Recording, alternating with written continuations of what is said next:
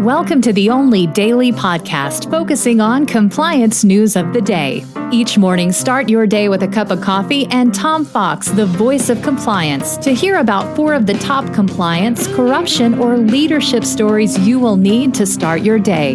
The Daily Compliance News is a production of the Compliance Podcast Network.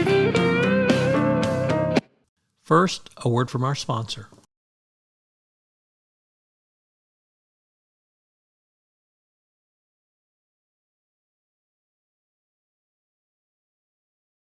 The Daily Compliance News for January 6, 2023, the Ban Non-Competes edition. And we begin with that story from the Washington Post, as the Federal Trade Commission has proposed a rule to prohibit employees from imposing non-compete clauses on workers. One of the most widespread practices that economists say suppresses pay, prevents new companies from forming, and raises consumer prices. The ban would make it illegal for companies to enter into non-compete contracts with employees or to continue to maintain such contracts if they already exist, and would require companies with active non-competes to inform workers that they are void. Such agreements typically prevent workers moving from job to job. The FTC estimates it would open up job opportunities for 30 million Americans and raise wages by $300 billion a year. Well, you can bet business doesn't want that. Next up from Reuters, the U.S. federal district judge accepted Danske Bank's guilty plea to a bankruptcy fraud conspiracy charge and to pay more than $2 billion to end its probe. The judge accepted a plea at the Manhattan court. One of the more interesting things about the guilty plea is that it means, unlike a deferred prosecution agreement, the monitor in place will report to the court, not to the Department of Justice.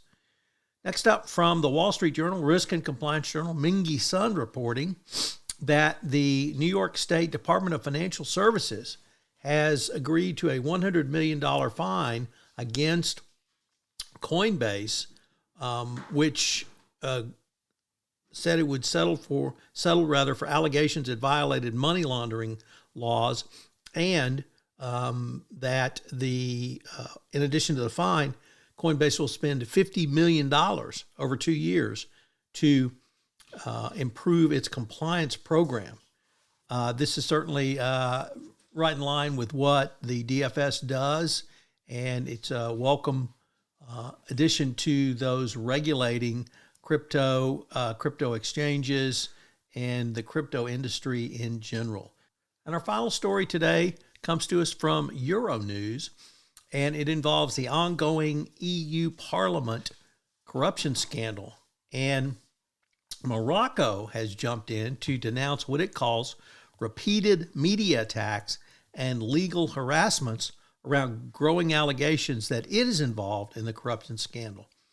The countries that have been accused of paying bribes are really trying to get ahead of this in a way we typically don't see.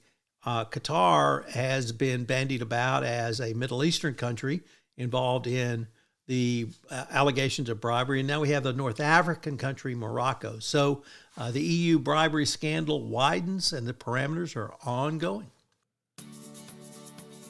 The Daily Compliance News is a production of the Compliance Podcast Network and a proud member of C-Suite Radio. Thanks so much for listening. I hope you'll join me again tomorrow.